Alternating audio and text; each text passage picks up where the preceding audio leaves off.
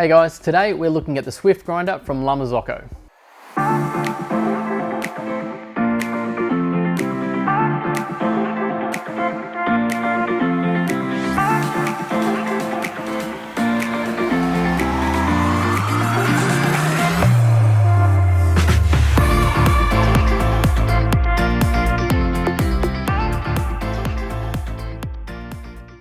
So if you've been looking around at the cafes over years, you may have seen one of these in your favourite cafe.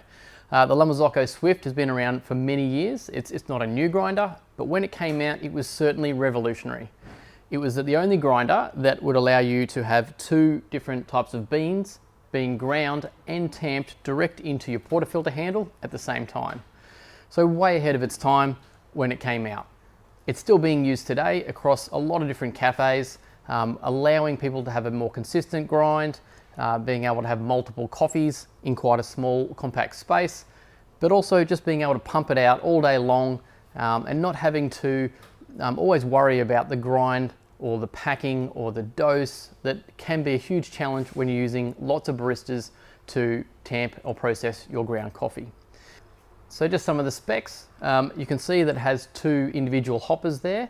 They are 1.8 kilos. Sometimes on a smaller, low denser roast, you can actually fit about 2 kilos in there, which is really good.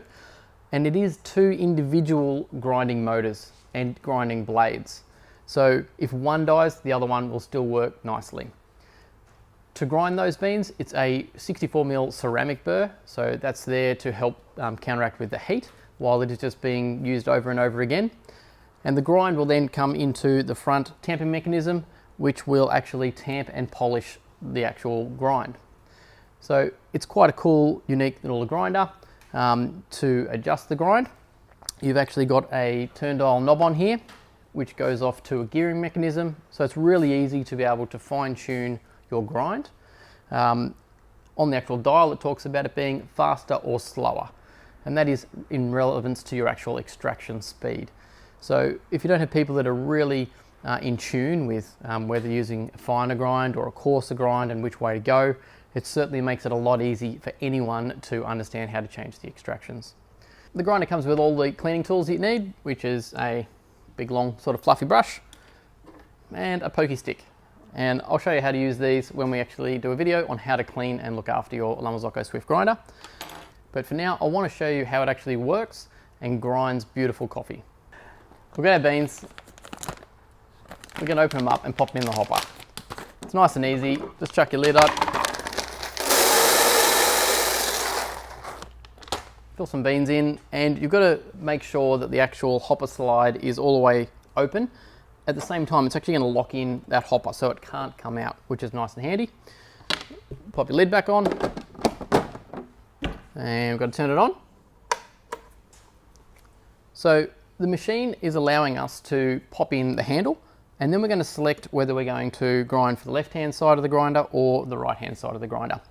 When we lock it in, there is no seal in here like a coffee group handle, so you don't want to be jamming that on. You want to be a bit more gentle with it.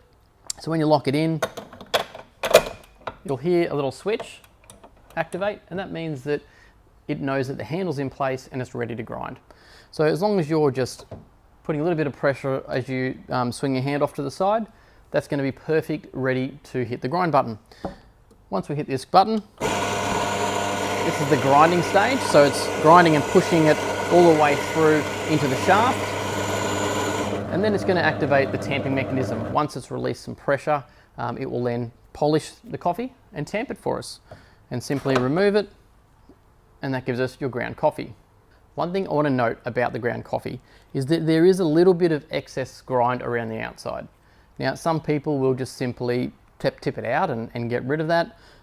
If you're dosing lower in a basket, the way I see it is those grinds are going to be picked up by the water that's going to come in, and then it's going to float around and essentially add to your extraction a little bit there.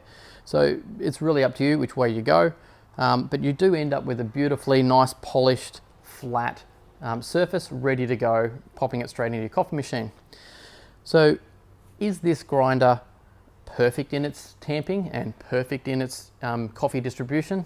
I would beg to differ. There are a few things that are a bit of a challenge when we look into the coffee science of things, but it is really good. So if you're not prepared to distribute your coffee, use an OCD, have a standardized tamping puck press or something like that, and be weighing your grind every single time, this is a really easy answer that's going to give you a good, consistent cup of coffee. And that's why we use it. So if you've got high volume and multiple baristas, you're going to get a nicely tamped coffee that is always going to be the same dose, giving you a very consistent extraction every time. So before I get into a bit more detail on how this coffee is distributed and actually tamped, let me show you how the unit actually works. Firstly, you'd be taking this top little cover off, and there's actually a lever in the top here, and it's a brake. And if you can imagine, this is a big drill press which is spinning around. So if we push it backwards, we're going to stop that drill press from spinning. We pop our hand underneath, and to undo it, you can actually push on the flat side of the propeller, and there you have your propeller or impeller, or I don't know specifically what they call this thing, but essentially that is what is sitting on top of the coffee. As it's grinding, the coffee is falling through and being distributed, and then it goes into the polishing stage. Once this has actually got enough coffee underneath it, it raises this propeller, activating a switch, and then it goes into its tamping mode. So you can adjust how high that's going to dose. You can also adjust how long that's going to tamp for as well. That's done inside the grinder. It's not easy to do, but your tech can do that for you. So essentially that's what's happening inside the unit, and it's either taking beans from the right hand side or the left hand side, and it's falling into a common chamber. So it's pretty easy to see how the grinder works. And to put it back in, you would simply just hold that back, find the center pin, make it look nice and easy on TV. Hold your tongue right, and you can get that back in. So you don't have to do it up too tight, and essentially that's ready to go again. Now, what does that propeller do to the coffee? So when we look at the shape of this propeller and we look at our coffee, what is it going to do to this coffee puck? Because there is about a 1 centimeter flat spot there, technically no coffee is really going to get underneath that when it's being distributed. It'll fall on the outside and down these gaps, but it doesn't really get into the middle. So naturally this will make the coffee flow down the middle of the puck. And if you do feel it, it is nice and firm on the outside, but the middle is just a little bit softer. So that is the only negative thing about how the actual grinder will grind and work. But overall, it's still a very consistent amount of coffee, and it's going to give you a consistent extraction all the time, because it'll do the same thing every single time. All right, so it's in. Pop your lid back on. A little tip, this is normally screwed down, but once you take those screws off to get access to it, we put a bit of blue tack in there just to stop it from vibrating. Essentially, the other thing the grinder has is a couple little inspection holes here, which is what these are used for, to clean inside. When is there an issue with the grinder? It's going to tell you. So if you've already got coffee in there and you go to press it again, it'll actually just flash at you, and that'll remind you that it's already activating the switches. It knows it's already got coffee in the handle. If you don't have it activated by that switch, it's going to flash at you as well.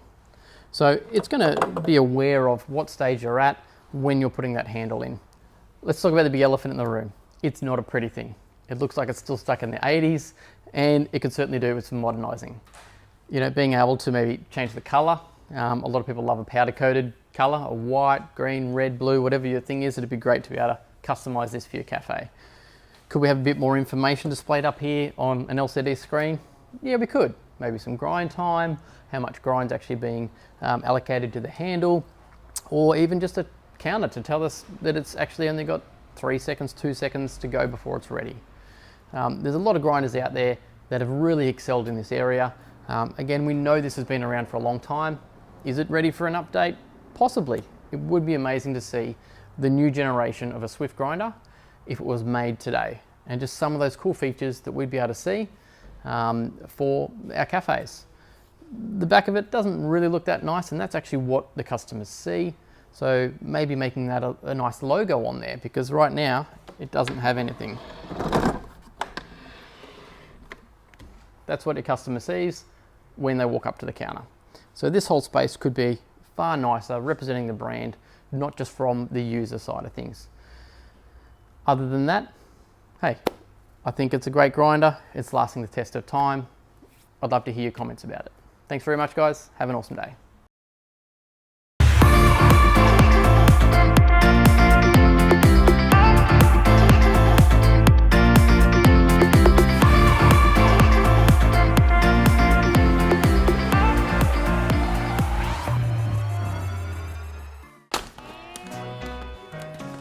Not a new bag. It's old pens. 7th and 7th, mate, is that right? 7th and 7th, is that right? Nah. Let's try to do that first go. Not bad like before. What else?